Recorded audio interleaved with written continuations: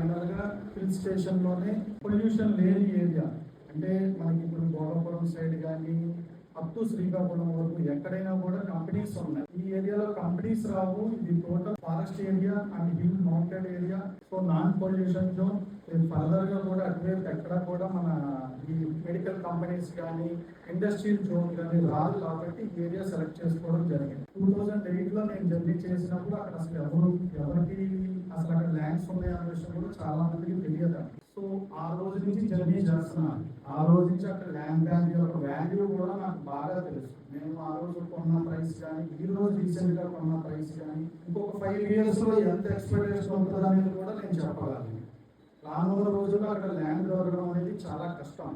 ఎందుకంటే ఇటు శ్రీకాకుళం కానీ మన విజయనగరం, లక్ష్మీనగరం అన్లిమిటెడ్ ల్యాండ్ ఉంది. ఇక్కడ ఓన్లీ లిమిటెడ్ ల్యాండ్ ఉంది. అది చాలా తక్కువ ల్యాండ్. రైతుల దగ్గర ప్రజెంట్ ఏమీ లేదు. ఆల్రెడీ ఇన్వెస్టర్స్ ఆల్రెడీ కొనేసి చేశారు. ఇన్వెస్టర్స్ దగ్గర నుంచి రీసేల్స్ జరుగుతున్నాయి అన్నమాట. ఆ